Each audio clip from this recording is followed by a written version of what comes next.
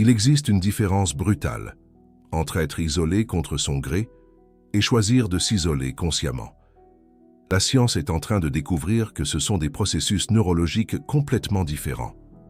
L'un vous détruit, l'autre peut vous transformer, de façon que vous n'imaginez même pas. Et Jung, Carl Jung, a cartographié cela il y a 100 ans, sans un seul scanner cérébral. En juin 2024, des chercheurs ont publié une étude qui a analysé ce qui se passe dans le cortex préfrontal médial d'adultes, après seulement 10 jours d'isolement volontaire. Ils ont mesuré l'expression génétique en utilisant le séquençage d'ARN et ils ont découvert que 46 gènes ont changé leur expression. 46 gènes, en seulement 10 jours, votre cerveau réécrit littéralement votre programmation génétique quand vous vous retirez du monde, de votre propre chef. Mais voici ce que personne ne vous dit. Ces changements ne sont pas aléatoires. Ils suivent un modèle spécifique, un modèle que Jung a décrit dans un langage psychologique, des décennies avant que la neuroscience n'existe. Et quand vous comprenez ce modèle, vous pouvez utiliser l'isolement comme un outil de transformation, au lieu de laisser qu'il vous détruise. Gardez cela en mémoire, parce que ce qui va suivre peut complètement changer la façon dont vous voyez vos périodes de solitude. Jung a dit quelque chose qui semble une contradiction, mais que la science confirme maintenant être une vérité neurologique. Il a dit que la solitude n'est pas simplement une absence des autres, c'est un état actif, une opportunité de se tourner vers l'intérieur. Quand le bruit de la société, les attentes des autres et le flux constant de stimuli externes disparaissent, un espace différent s'ouvre. Cet espace différent a un nom en neurosciences. Il s'appelle l'état de plasticité élevé. Andrew Huberman explique que la neuroplasticité est contrôlée par des neuromodulateurs comme la dopamine, la sérotonine et l'acétylcholine. Ces neurochimiques ouvrent des fenêtres de plasticité et permettent de brefs moments où l'information peut être cartographiée dans le cerveau de façon permanente. Et voici la découverte cruciale. Pendant l'isolement volontaire, vous entrez dans un état élevé de neuroplasticité. Cela signifie que votre cerveau est plus ouvert au changement que la normale. Pas un peu plus ouvert, significativement plus ouvert. Chaque insight que vous avez, chaque modèle que vous percevez, chaque vérité à laquelle vous êtes confronté, tout cela peut se consolider de façon beaucoup plus profonde que ce ne serait possible au milieu du chaos social quotidien. Mais calmez-vous, parce qu'il y a un détail qui change tout. Huberman a identifié que le point d'entrée pour la neuroplasticité est l'agitation et la tension, pas le confort, pas la relaxation passive, agitation et tension. Cela signifie que, si vous vous isolez pour fuir l'inconfort, vous gaspillez l'opportunité. L'isolement n'active la plasticité transformatrice que lorsque vous utilisez cet espace pour confronter ce que vous évitez normalement. Et c'est exactement ici que Jung était des décennies en avance.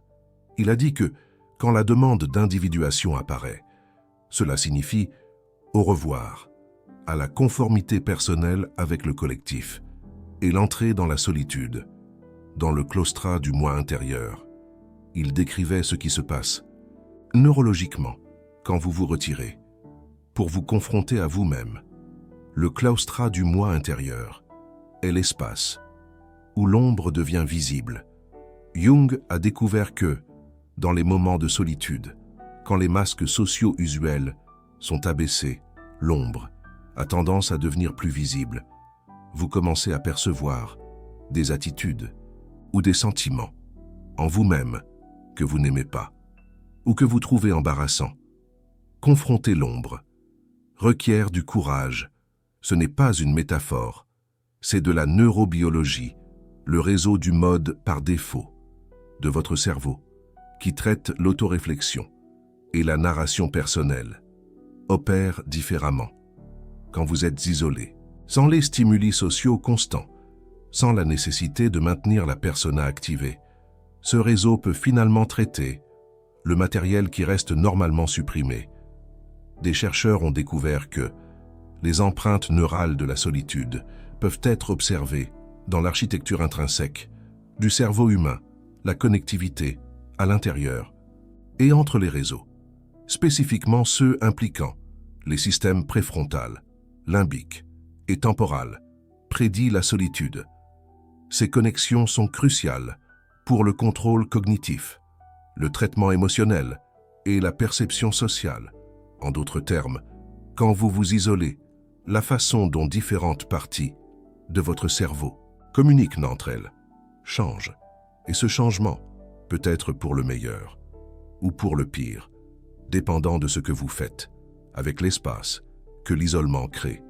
Laissez-moi vous montrer exactement ce qui se passe jour après jour quand vous vous isolez de votre propre chef. Les 3 premiers jours sont les plus difficiles. Votre cerveau est habitué à un flux constant de stimuli sociaux, réseaux sociaux, conversations, interactions, regards, validation. Quand tout cela disparaît, votre système nerveux l'interprète comme un signal d'alarme. La dopamine, que vous obtenez normalement des interactions sociales, diminue.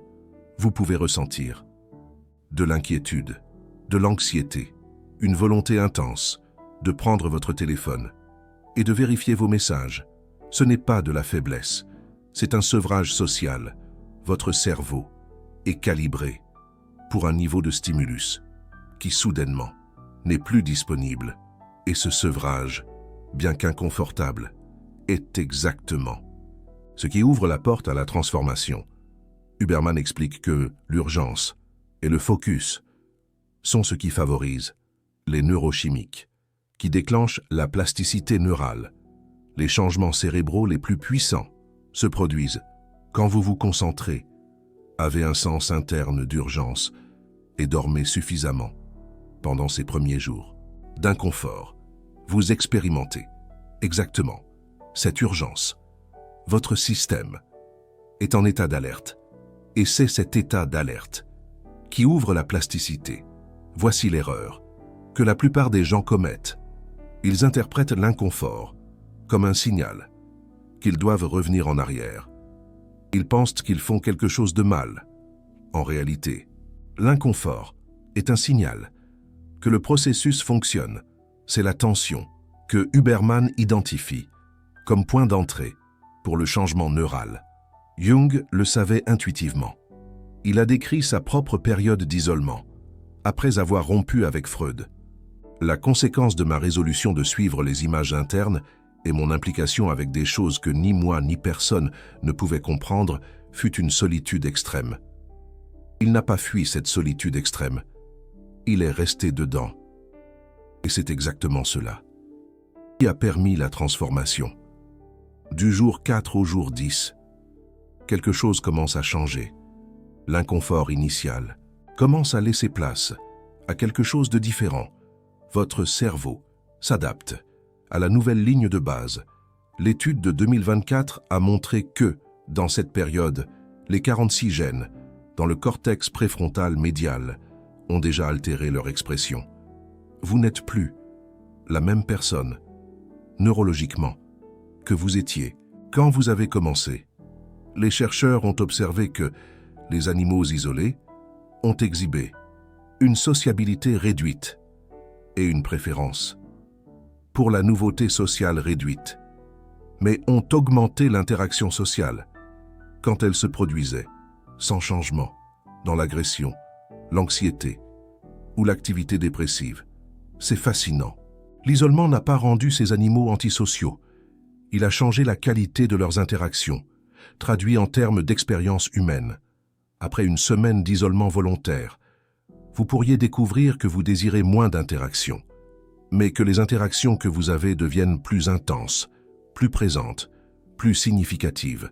La quantité diminue, la qualité augmente.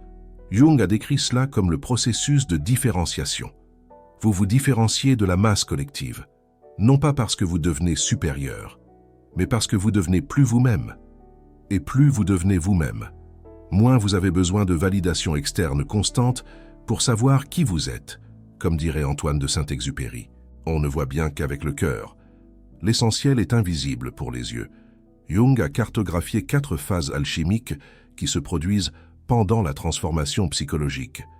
Et chacune d'elles a des corrélats neurologiques spécifiques que la science moderne commence à identifier.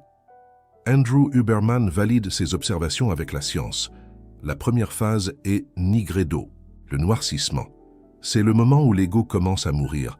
En termes neurologiques, cela correspond à la période initiale de sevrage social, où les circuits de récompense dopaminergique se recalibrent. Vous ressentez l'obscurité parce que les sources habituelles de plaisir ne sont plus disponibles. Ce n'est pas la fin, c'est le commencement nécessaire. La deuxième phase est albédo, le blanchissement. C'est le retrait du monde pour une réflexion intense, neurologiquement. Cela correspond à la période où le réseau du mode par défaut peut opérer sans interférence sociale constante. L'autoréflexion s'approfondit. Le matériel inconscient commence à émerger. C'est à cette phase que la plupart des gens se trouvent, lorsqu'ils choisissent de s'isoler consciemment. Comme le disait Montaigne, « Je me suis retiré du monde, mais non pas de moi-même ». La troisième phase est citrinitas, le jaunissement. C'est le moment où la conscience supérieure commence à émerger, neurologiquement.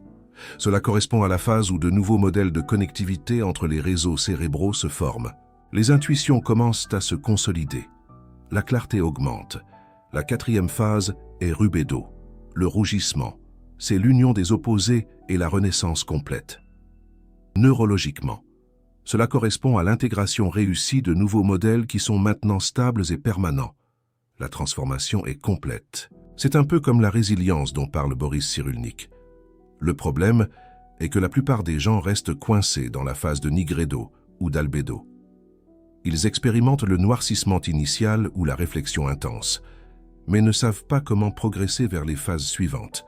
Et sans progression, l'isolement devient stagnation au lieu de transformation. De la 2e à la 4e semaine, les changements s'approfondissent significativement. Des recherches en neuroimagerie montrent que l'isolement pendant cette période commence à affecter la densité de la substance blanche dans le cortex préfrontal dorsolatéral. La substance blanche est le câblage de votre cerveau. C'est ce qui connecte différentes régions. Des changements ici signifient que la façon dont votre cerveau traite l'information se réorganise à un niveau structurel profond. Cela peut aller dans 2 directions complètement différentes, en fonction de ce que vous faites pendant l'isolement. Si vous utilisez l'isolement pour la rumination passive, pour ressasser les mêmes pensées à maintes reprises, pour vous enfoncer dans des récits de victimisation ou de supériorité, la réorganisation va renforcer ces schémas destructeurs. Vous entraînez essentiellement votre cerveau à rester coincé dans des boucles négatives de plus en plus profondes. Mais si vous utilisez l'isolement pour ce que Jung appelait la confrontation active avec l'inconscient, la réorganisation va renforcer de nouveaux schémas constructifs. Vous entraînez votre cerveau à intégrer du matériel qui était auparavant séparé de la conscience et à traiter des émotions qui étaient auparavant refoulées. La différence réside dans ce que vous faites du silence. Et cette différence a des conséquences neurologiques mesurables. Jung a développé des techniques spécifiques pour utiliser l'isolement de manière productive. Il l'a appelé l'imagination active. C'est le processus d'engagement conscient avec des images et des contenus qui émergent de l'inconscient. Non pas pour les supprimer, non pas pour se perdre en eux, mais pour dialoguer avec eux de manière consciente et ciblée. La neuroscience moderne montre que ce type d'engagement conscient avec du matériel inconscient active à la fois le réseau du mode par défaut et le réseau de contrôle exécutif simultanément. Normalement, ces réseaux fonctionnent de manière alternée. L'un actif tandis que l'autre est moins actif. Pendant l'imagination active, ils travaillent ensemble de manière coordonnée. Cela crée un état unique de traitement, qui permet l'intégration de matériel qui resterait normalement fragmenté et inaccessible. Et voici ce qui se passe lorsque vous dépassez le premier mois.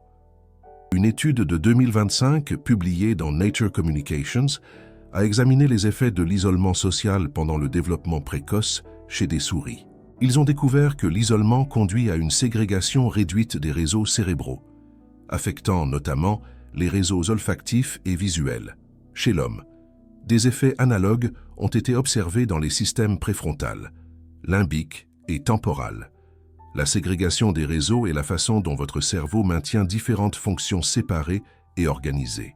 Lorsque cette ségrégation diminue, les frontières entre différents processus mentaux deviennent plus perméables. Cela peut être une désorganisation chaotique, ou cela peut être une intégration créative, en fonction de la façon dont vous naviguez dans le processus. Jung a décrit exactement cela il y a plus d'un siècle. Il a dit que pendant les phases intenses de confrontation avec l'inconscient, les frontières entre conscient et inconscient deviennent plus perméables. Des contenus qui resteraient normalement séparés commencent à communiquer. Cela peut sembler un chaos total, ou cela peut sembler une révélation profonde, en fonction de la façon dont vous soutenez le processus et de la quantité de structures que vous avez pour traiter ce qui émerge.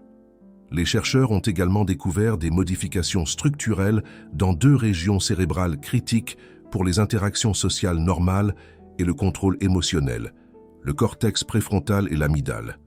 Dans une moindre mesure, des changements ont été observés dans l'hippocampe, qui est crucial pour la mémoire et le traitement contextuel.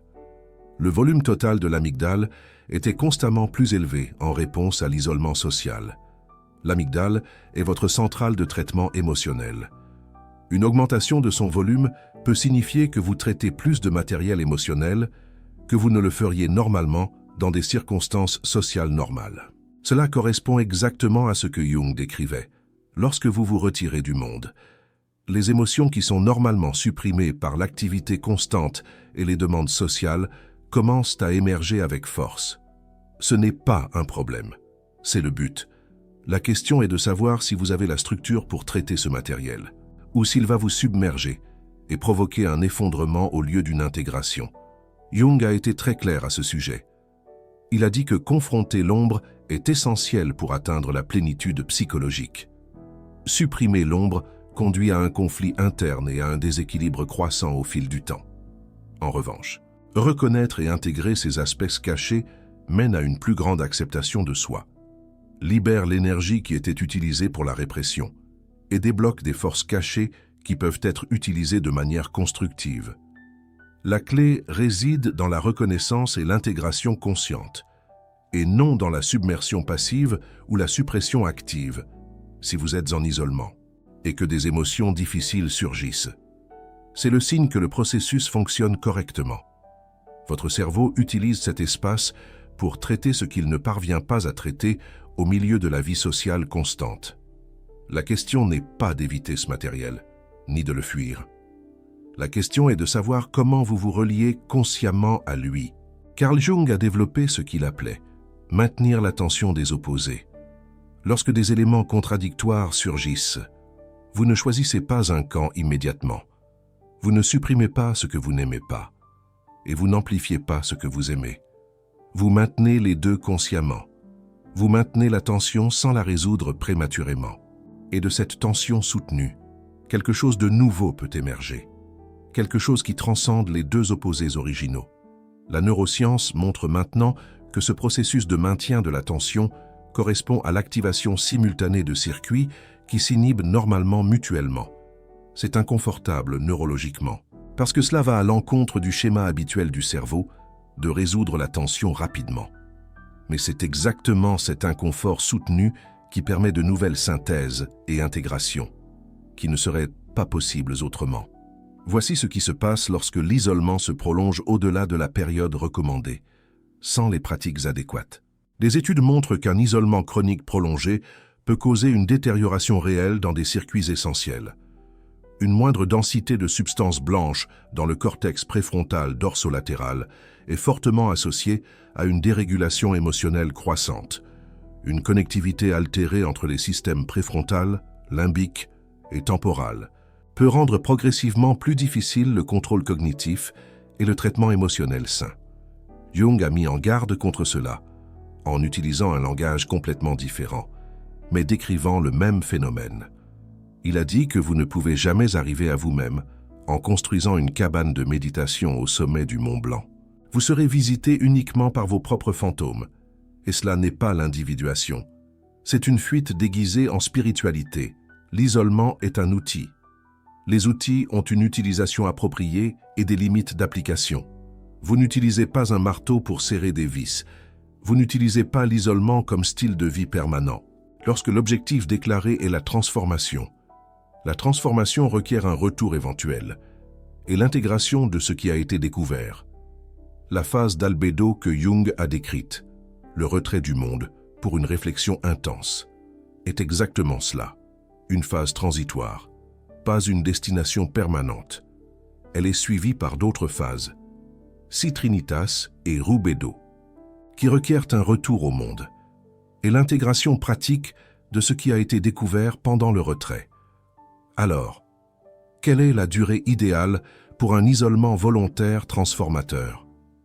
La science suggère que les bénéfices de l'isolement volontaire sont maximisés sur des périodes qui varient d'1 à 4 semaines pour la plupart des gens. Moins que cela peut ne pas être suffisant pour que les changements neurologiques se consolident adéquatement. Plus que cela commence à entraîner les risques d'altérations structurales potentiellement problématiques, s'il n'y a pas de pratiques adéquates de support. Mais la durée est moins importante que la qualité de ce que vous faites pendant l'isolement. Jung a passé 6 ans dans sa période la plus intense de confrontation avec l'inconscient, mais il n'était pas passivement isolé à ne rien faire. Il était activement engagé dans des processus spécifiques, tous les jours. Il documentait ses rêves méticuleusement, pratiquait l'imagination active régulièrement, peignait des mandalas comme moyen de donner forme visuelle à ce qui émergeait, sculptait dans la pierre pour traiter le matériel à travers le corps. Chaque activité faisait partie d'un processus délibéré et structuré de dialogue avec l'inconscient. Andrew Huberman dirait qu'il utilisait l'urgence et la concentration pour maximiser la fenêtre de plasticité. Jung traitait l'isolement, non comme une fuite passive, mais comme un laboratoire actif de transformation. Et voici le protocole complet qui unit tout cela de manière pratique et applicable. Premièrement, vous devez définir une intention claire avant d'entrer dans l'isolement. Pourquoi vous retirez-vous? Qu'est-ce que vous voulez spécifiquement confronter? Qu'espérez-vous intégrer à la fin? Sans intention claire et définie, l'isolement devient une fuite déguisée en transformation, et vous perdez l'opportunité que la plasticité élevée offre. Deuxièmement, vous devez structurer le temps avec des pratiques spécifiques. Ne laissez pas l'isolement se transformer en un vide sans forme.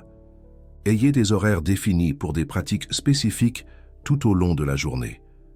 Méditation le matin lorsque le cortex préfrontal est le plus actif.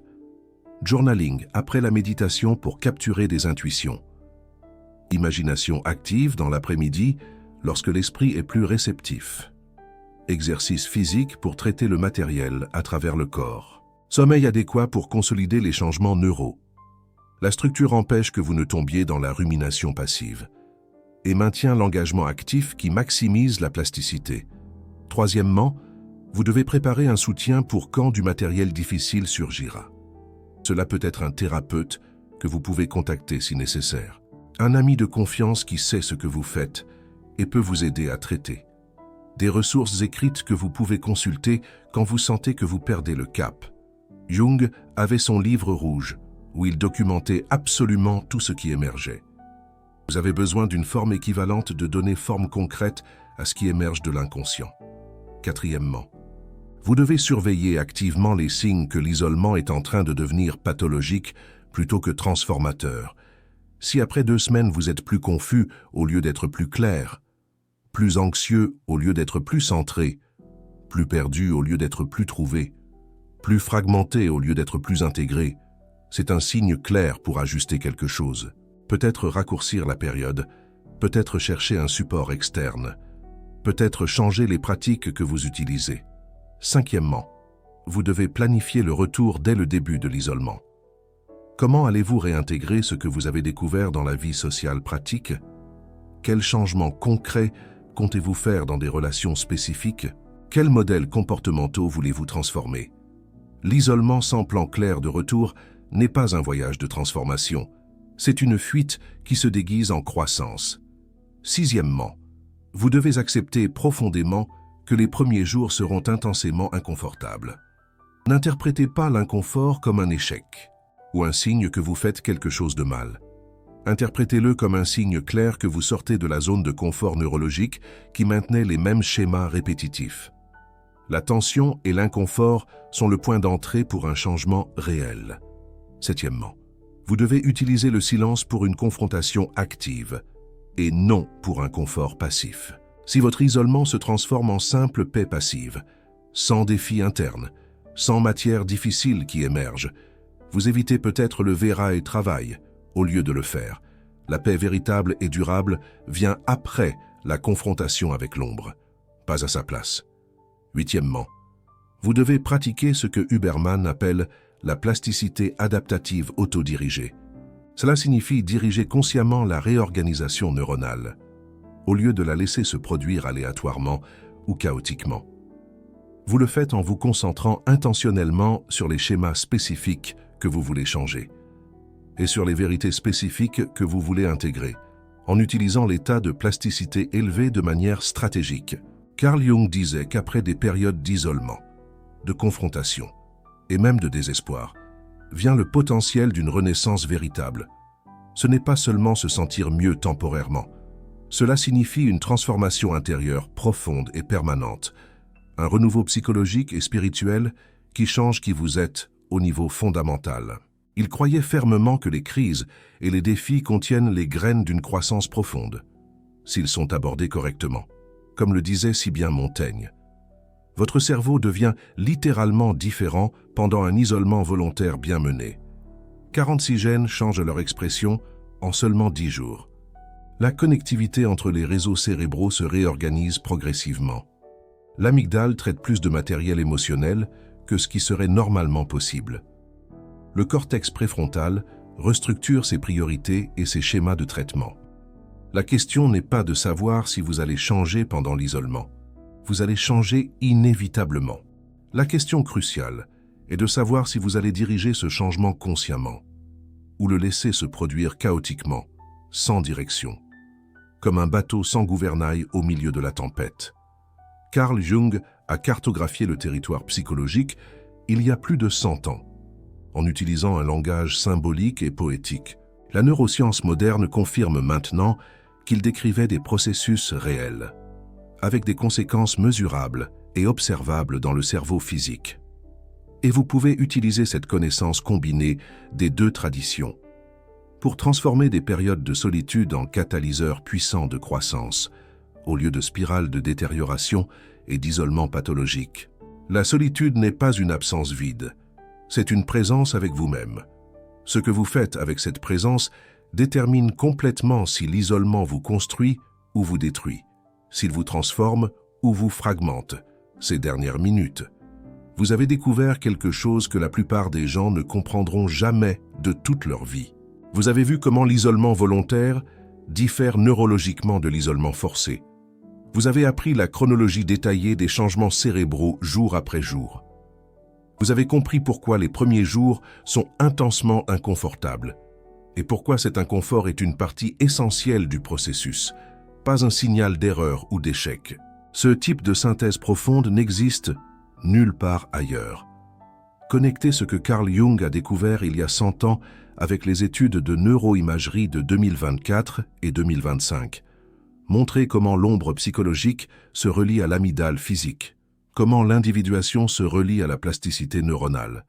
C'est un travail que peu font, parce qu'il exige de maîtriser des mondes que l'Académie insiste têtument à maintenir séparés. Si vous envisagez une période d'isolement volontaire, ou si vous êtes en plein milieu.